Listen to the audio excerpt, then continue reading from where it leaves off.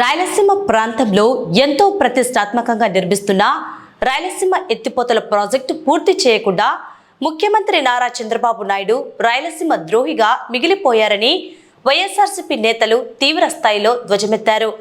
గత వైఎస్ఆర్సీపీ ప్రభుత్వ హయాంలో ఈ ప్రాజెక్టు నిర్మాణం దాదాపు 90% పూర్తయిందని, కేవలం మిగిలిన 10% పనులను పూర్తి చేయలేక ప్రాంతీయ రైతాంగానికి సాగునీరు అందించడంలో అధికార కూటమి ప్రభుత్వం దారుణంగా విఫలమైందని మండిపడ్డారు.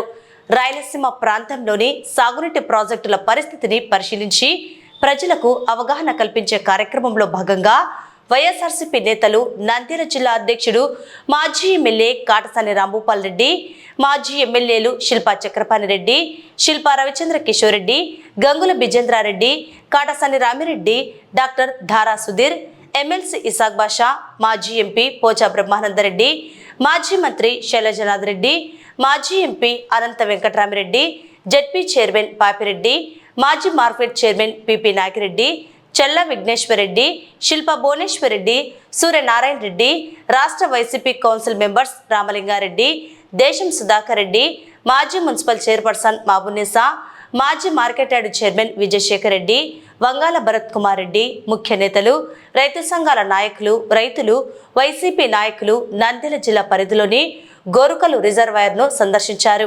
ఈ సందర్భంగా వారు మాట్లాడుతూ గోరుకల్లు రిజర్వాయర్ కట్ట ప్రస్తుతం కుంగిపోయిందని, వర్షాభావ పరిస్థితుల్లో దానిని బాగు చేసి రైతులకు నీరందించే చర్యలు చేపట్టకపోవడం శోచనీయమని నేతలు ఆవేదన వ్యక్తం చేశారు.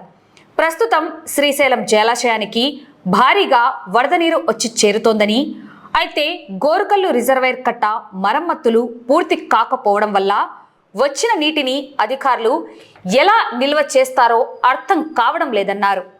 రాయలసీమ ఎత్తిపోతల పథకం వల్ల సీమ రైతులకు కలిగే ప్రయోజనాలపై ముఖ్యమంత్రి చంద్రబాబుకు కనీస అవగాహన లేకపోవడం దారుణమన్నారు. పొరుగు రాష్ట్రమైన తెలంగాణలో అక్రమంగా సాగునీటి ప్రాజెక్టులు నిర్మిస్తుంటే అడ్డుకోలేని అసమర్థ నాయకుడిగా చంద్రబాబు నిలిచారని విమర్శించారు. గతంలో ఓటుకు నోటు కేసులో దొరికిపోవడం వల్లే చంద్రబాబు ఈరోజు నోరు విప్పలేకపోతున్నారని ఆరోపించారు. మాజీ ముఖ్యమంత్రి వైఎస్ జగన్మోహన్ రెడ్డి రాయలసీమ ఎత్తిపోతల పథకం పనులు ప్రారంభిస్తే నేషనల్ గ్రీన్ ట్రిబ్యునల్కు వెళ్లి పనులను అడ్డుకోవడమే కాకుండా సీమ రైతులకు తీరని అన్యాయం చేసింది చంద్రబాబు కాదా అని ప్రశ్నించారు. సమస్యలను పక్కదారి పట్టించకుండా రాయలసీమ ఎత్తిపోతల పథకాన్ని తక్షణమే పూర్తి చేసి సీమ రైతాంగానికి న్యాయం చేయాలని వారు డిమాండ్ చేశారు. గోరుకల్లు రిజర్వాయర్ నుండి అవుకు రిజర్వాయర్ వరకు రైతులతో కలిసి క్షేత్రస్థాయి పరిశీలన కార్యక్రమాన్ని నిర్వహిస్తున్నట్లు వెల్లడించారు. రైతులకు సాగునీరు ఎలా అందిస్తారు, పంటలకు గిట్టుబాటు ధరలు ఎలా కల్పిస్తారో ప్రభుత్వం స్పష్టమైన సమాధానం చెప్పాలని నేతలు డిమాండ్ చేశారు. రాయలసీమ ఎత్తిపోతల పథకం అయితే రాయలసీమకు సంబంధించిన ఇరిగేషన్ ప్రాజెక్టుల విషయమే మొత్తం అన్ని జిల్లాలు కూడా తిరగడం జరుగుతుంది. ఆ భాగంగానే ఈరోజు నంద్యాల జిల్లాకు సంబంధించిన ఈ గోరుకల్ రిజర్వాయర్ అయితేనే, మౌకు రిజర్వాయర్ అయితేనే కూడా తిరిగి ఇక్కడ రైతులకు ఏమి ఇబ్బంది జరుగుతుంది. గత కొన్ని సంవత్సరాల నుంచి కూడా ఈ కట్ట కుంగిపోవడం, నీళ్లు సరిగా రాకపోవడం రైతులకు ఇబ్బంది ఉండే పరిస్థితి. ఇప్పుడు చూస్తే మనకు శ్రీశైలం రిజర్వాయర్లో నీళ్లు ఉండి కూడా ఈ కట్ట రిపేర్ కాకపోవడంతో నీళ్లు ఎంతవరకు నిలబెడతారనేది కూడా ఆలోచన చేస్తున్న పరిస్థితి. పాపం అంటే వర్షం లేకపోవడంతోనే ఈ నీళ్ళన్నా ఉంటే ఈ చుట్టుపక్కల వాళ్ళ రైతులందరూ కూడా పండించుకోవడానికి అవకాశం ఉంటుంది. అటువంటిది కూడా అవకాశాన్ని లేకుండా చేసే పరిస్థితిలో మనం ఈ తెలుగుదేశం నాయకులను చూస్తున్నాం. అంతకుముందే ఈ రివిట్మెంట్ బాగలేదని తెలిసి కూడా ఏప్రిల్ నుంచే వర్క్ మొదలు పెట్టాల్సింది జూన్ నుంచి మొదలుపెట్టి లాస్ట్కు ఆగస్ట్ అయినా కూడా కంప్లీట్ చేయకపోవడం మాత్రం ఒక దురదృష్టకరం. ఇప్పుడు ఆల్రెడీ శ్రీశైలం రిజర్వాయర్లు వదిలిపెట్టే వచ్చి గోరుకల్లో ఉంటే ఎంతవరకు ఏ కెపాసిటీ వరకు నిలబెడతారనేది కూడా అర్థం కాని పరిస్థితి. ఖచ్చితంగా మనకు ఇవన్నీ కూడా ఈ రాయలసీమ ప్రాజెక్టుల మీద మాత్రం రైతులకు అందరికి కూడా అవగాహన కల్పించాలి. చంద్రబాబు నాయుడు ఈ రాయలసీమ అన్యాయం చేస్తాననే నిదర్శనానికి ఇదే ఒకటి. రాయలసీమ ఎత్తిపోతల పథకం జగన్మోహన్ రెడ్డి టైంలో 90% కంప్లీట్ అయితే కేవలం 10% మోటార్లు బిగించడానికి కూడా అవకాశం ఉండి కూడా, అంటే తెలంగాణ వాళ్ళు డెడ్ స్టోరేజ్ వరకు వాటర్ తీసుకోవడానికి 800 అడుగుల వరకు వాళ్ళు వాటర్ తీసుకోవాలి. మనం కేవలం 841 అడుగులకు పైన ఉంటేనే నీళ్లు తీసుకోవడానికి అవకాశం, లేకపోతే మాత్రం నీళ్లు తీసుకోవడానికి అవకాశం ఉంది. అటువంటి జగన్మోహన్ రెడ్డి గారు ఈ రాయలసీమ ప్రాంత రైతుల అన్యాయం జరగకూడదనే ఉద్దేశంతోనే రాయలసీమ లిఫ్ట్ తీసుకొచ్చి 800 అడుగుల లోపలనే కూడా నీళ్లు తీసుకోవడానికి రాయలసీమ ఎత్తిపోతల పథకం తీసుకొని వచ్చి డబ్బులు పెట్టి మొత్తం కెనాలని తీసి కేవలంగా మోటార్లు బిగిస్తే అయిపోయేదానికి మోటార్లు బిగియకుండా అంతకుముందు తెలుగుదేశం పార్టీ వాళ్ళు ట్రిబ్యునల్లో కేసు వేయడం, మళ్ళా తెలుగుదేశం అధికారం వచ్చిన తర్వాత రేవంత్ రెడ్డి చంద్రబాబు నాయుడు ఇద్దరు కుమ్మక్క, అంటే రేవంత్ రెడ్డి గారే చెప్పడం జరిగింది అసెంబ్లీలో, నా మాట విని చంద్రబాబు నాయుడు గారు ఆ వర్క్ను స్టాప్ చేసినాడు. అంటే రాయలసీమ ద్రోహిగా చంద్రబాబు నాయుడు ఒక్కసారి మనం అందరం కూడా ఆలోచించాల్సిన అవసరం ఉంది. ఈ ప్రాంతానికి అన్యాయం జరుగుతుంటే రోజు తెలంగాణ 8 టీఎంసీలు నీళ్లు తీసుకుంటుంటే మనం ఒక్క చుక్క కూడా తీసుకోవడానికి అవకాశం లేకపోతే ఎట్లా ఒక్కసారి ఆలోచించాలి. అది దృష్టి పెట్టుకునే మా నాయకుడు జగన్మోహన్ రెడ్డి గారు మా రాయలసీమ ఎత్తిపోతల పథకం తీసుకురావడం జరిగింది. మా డిమాండ్ ఒకటే, తెలుగుదేశాన్ని ఎంత తొందరగా అయితే రాయలసీమ ఎత్తిపోత పూర్తి చేసి ఈ రాయలసీమకు సంబంధించిన అన్ని ప్రాజెక్ట్ బోర్కల్ కానీ, గండికోట కానీ, అవుకు రిజర్వాయర్ కానీ, మనం మైలవరం కానీ ఇవన్నీ కూడా నింపడానికి అవకాశం, దాంతోపాటు నెల్లూరు జిల్లాలకు దీనిలో కూడా నీళ్ళు ఇవ్వడానికి అవకాశం ఉంది. ఈ ప్రాజెక్టుని ఇమ్మీడియట్గా పూర్తి చేయాలి. ఎక్కడెక్కడైతే మేమే రిపేర్స్ ఉన్నాయో అవన్నీ కూడా పూర్తి చేసి ఈ నంద్యాల జిల్లా మన ఈ నంద్యాల జిల్లా ప్రజలకు అందరికి సంబంధించిన వరకు రైతులకు ఎటువంటి ఇబ్బంది లేకుండా ఈ సాగునీరు పాడుకోవడానికి అవకాశం ఉండే విధంగా చేయాలనుకున్నాం. అందుకే ఈరోజు మా నంద్యాల జిల్లాకు సంబంధించిన మా నాయకులందరూ కూడా 7 నియోజకవర్గాలకు సంబంధించిన ఇన్ఛార్జీలు, అదేవిధంగా శైలజనాథు, వెంకటరామరెడ్డి గారు, శిల్ప చక్రపాణి రెడ్డి గారు, ఈశాక్ గారు, మన సూర్యనారాయణ రెడ్డి గారు, ఇంకా మా నాని గారు, రవి గారు, రామిరెడ్డి గారు, పోచా బ్రహ్మానంద రెడ్డి గారు, వీళ్ళందరూ కూడా రావడం జరిగింది. కాబట్టి ప్రజల్లో అవగాహన కల్పించాలి. ఈ రాయలసీమ ప్రాజెక్టులకు అన్ని కూడా ప్రజల్లో ఒక అవగాహన కల్పించి, ప్రజలు కూడా ఈరోజు వాళ్ళకు కూడా ప్రజలకు తెలిసింది కాబట్టి దీని మీద కొద్దిగా అవగాహన ఉంది కాబట్టి ఇంత పెద్ద ఎత్తున ముందు, అంటే మనం చెప్పినా ఇంత పెద్ద ఎత్తున రైతులు వచ్చినందుకు వారికి అందరికి కూడా కృతజ్ఞతలు చెప్తాను. ఖచ్చితంగా రైతులు మాత్రం మీరు రోడ్లు ఎక్కకపోతే మాత్రం మన హక్కులను సాధించుకోలేము అనేది మాత్రం ప్రతి ఒక్క రైతు కూడా గుర్తుపెట్టుకోవాలి. మీరు ఏదో మీ ఇళ్ళలో కూర్చొని ఏదో మేము ఈ ప్రెస్ మీట్లు పెట్టాం, ఓటు మాట్లాడితే కానే కాదు. మేము మాతో పాటు మీరు కూడా రోడ్లు ఎక్కాలి, మీతో పాటు మేము కూడా రోడ్లు ఎక్కడానికి సిద్ధంగా ఉన్నాం. మన హక్కుల కోసం మన ఇంట్లో కూర్చుంటే మన హక్కులు ఎవరం సాధించలేము. ఖచ్చితంగా హక్కుల కోసం మనం పోరాడాల్సిందే తప్ప, దివంగత నేత రాజశేఖర రెడ్డి గారు లేపాక్షి నుంచి పోతిరెడ్డిపాడు వరకు పాదయాత్ర చేయగలిగినాడు కాబట్టి ఈరోజు ఈ ఇరిగేషన్ ప్రాజెక్టులకు మోక్షం వచ్చింది మనకు. అట్లా మేము కూడా మీతో పాటు మీ ఏదైతే ఉన్నాయో దాని కోసం పనిచేయడానికి సిద్ధంగా ఉన్నాం. మీ సపోర్ట్ లేకపోతే ఏం చేయలేం.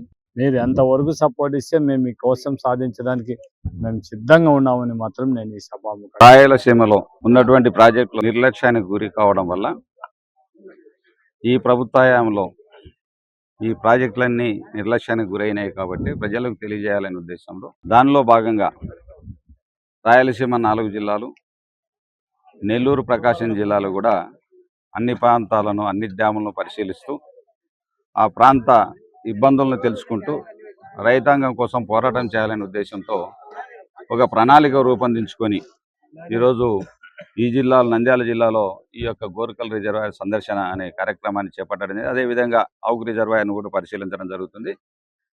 ఈ ప్రభుత్వం వచ్చిన తర్వాత, కూటమి ప్రభుత్వం వచ్చిన తర్వాత ఎన్నో ప్రాజెక్టులు మన ప్రాంతంలో అన్నీ అల్లున్నోట్లో శని అన్నట్టుగా మనకు కావాల్సిన ప్రాజెక్టులన్నీ ఎన్ని ఉన్నా ఈ ప్రాంతంలో నీటి ఎద్దడి అనేది సమస్యగా మారింది. సాగునీరు కోసం కావచ్చు, తాగునీరు కోసం కావచ్చు, ప్రజలు ఎంతో ఇబ్బందులు పడుతూ ఉన్నారు. మనం చూస్తూ ఉన్నాం గోరుకల్ రిజర్వాయర్లో జలకళతో కలకలాడాల్సినటువంటి గోరుకల్ రిజర్వాయర్ ఈరోజు కేవలం 2 టీఎంసీల నీటితో విలవిలాడుతూ ఎన్నో రకాలుగా ప్రజలు, రైతాంగం అంతా ఇబ్బంది పడే పరిస్థితులు ఈ ప్రభుత్వంలో దాపురించినాయి. ఒక ముందు అంచనా లేకుండా, నీటిని నిలబెట్టుకోకుండా అడ్డగోలుగా కిందికి నీటిని వదలడం వల్ల ఈరోజు తాగునీటికి కూడా కటకట అనే పరిస్థితులు కనబడతా ఉన్నాయి. మనం చూస్తూ ఉన్నాం ఈరోజు మనం ఈ ప్రభుత్వం కూటమి ప్రభుత్వం వచ్చిన తర్వాత మాటలు తప్ప చేతలు చేసిన పాపాన్ని ఎక్కడ పోలేదు. ఆ రోజు జగన్మోహన్ రెడ్డి గారి హయాంలో, ప్రభుత్వ హయాంలో ఎన్నో ప్రాజెక్టులు, ఈరోజు ఎస్ఆర్బిసి, గాలేరు నగరి, ఈరోజు వేడల్పు కార్యక్రమం జరిగిందంటే ఆ రోజు జగన్మోహన్ రెడ్డి గారి హయాంలోనే జరిగింది. ఆ రోజు పనులు ఏమైనా జరిగాయంటే ఆయన ప్రభుత్వ హయాంలోనే జరగడం జరిగింది. అదేవిధంగా వెలుగోడు తెలుగు గంగ కూడా సామర్థ్యాన్ని పెంచడం, వెలుగోడు ప్రాజెక్టును కూడా అక్కడ కూడా పనులు జరిగాయంటే దాదాపు 450 కోట్ల పనులు కూడా అక్కడ జరగడం జరిగింది. ఈ ప్రభుత్వం వచ్చిన తర్వాత ఒక్క రూపాయి ఖర్చు ప్రాజెక్టుల పైన పెట్టిన పాపం అనవలేదు. చంద్రబాబు నాయుడు గారు గతంలో అవుకు రిజర్వాయర్ మీద నిద్రపోయినంత మాత్రాన ప్రాజెక్టులు వేసి కూర్చో, ప్రాజెక్టులు పూర్తిగావు. ఏమాత్రం ప్రజలపై ప్రేమ అంటే ఈరోజు ఇరిగేషన్కి ఎంత కేటాయింపులు జరిపావో చెప్పాల్సిన అవసరం ఉంది. ఇరిగేషన్కి ఈరోజు ఒక్క రూపాయిను ఇవ్వకుండా, కేటాయింపులు లేకుండా అడ్డగోలుగా నీ ఇష్టం వచ్చినట్టు ఈ యొక్క పాలన సాగిస్తూ ఈరోజు రైతాంగాన్ని ఇబ్బంది పడే పరిస్థితి తీసుకొస్తా ఉన్నారు.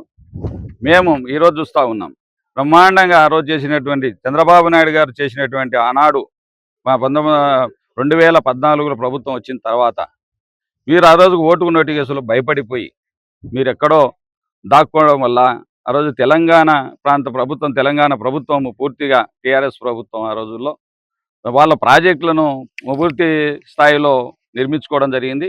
ప్రాజెక్టుల సామర్థ్యాన్ని కూడా పెంచుకోవడం జరిగింది. ఆ రోజు ఏ దానిలో కూడా అనుమతులు లేవు.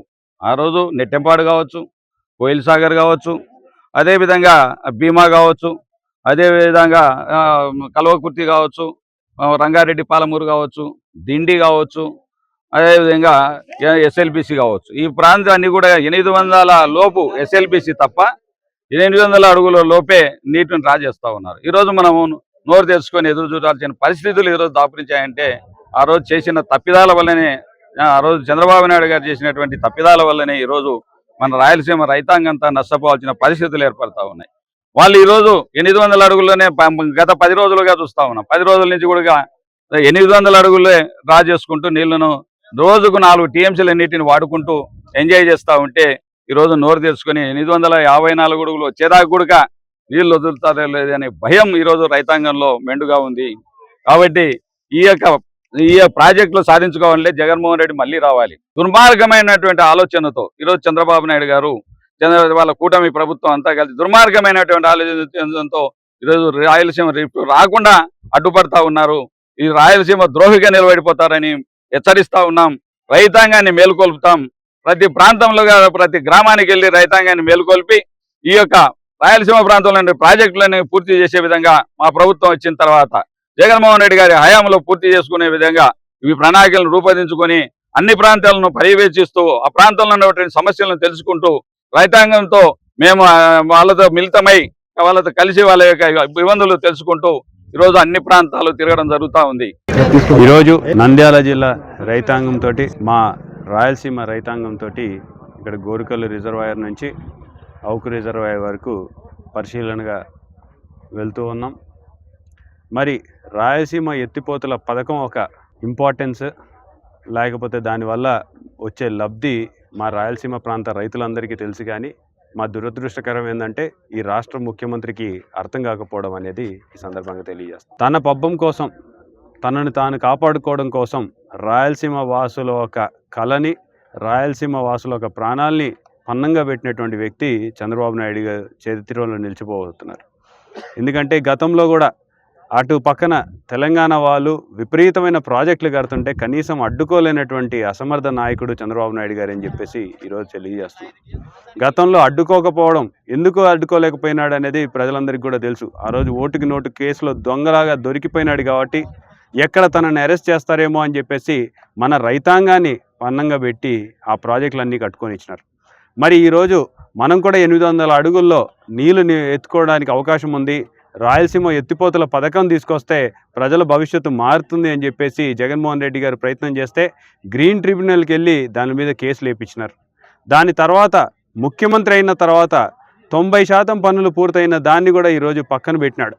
మాకు కూడా గతంలో అర్థం కాలేదు ఎందుకు పక్కన పెట్టినాడని. సాక్షాత్తు తెలంగాణ ముఖ్యమంత్రి వర్యులు అసెంబ్లీ సాక్షిగా చెప్పడం జరిగింది ఏ రకంగా రాయలసీమ వాసుల ప్రాణాల్ని ఏ రకంగా వాళ్ళ చేసినటువంటి త్యాగాల్ని ఈరోజు తెలంగాణ వాసుల దగ్గర తాకట్టు పెట్టి మన వాళ్ళందరినీ ఎలా మోసం చేస్తున్నాడో సాక్షాత్తు ఆ ముఖ్యమంత్రి చెప్పేంత వరకు ఆంధ్ర ప్రజలకు తెలియకపోవడం అనేది నిజంగా దురదృష్టకరం.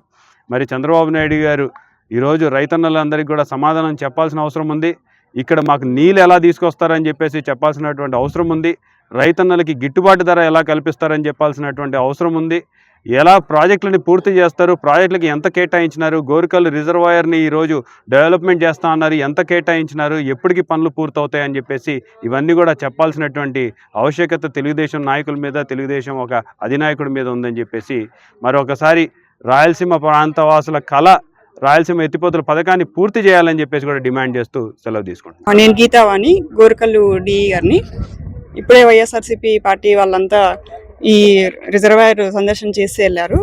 ప్రస్తుతము ఒకటి ఓటీ రెగ్యులేటర్ దగ్గర వర్క్ బ్యాలెన్స్ ఉంది, అది ఒక వారం రోజుల్లో పూర్తవుతుంది. పూర్తయిన తర్వాత పై అధికారులతో మేమంతా మీటింగ్ చర్చలు జరుపుకొని నీటి నిల్వ గురించి మేము మళ్ళీ మీకు తెలుపుతాం. మరమ్మతులకి మేము అంచనాలు తయారు చేస్తున్నాము, అవి రాగానే వర్క్ పూర్తి చేస్తాం. 2.5 TMs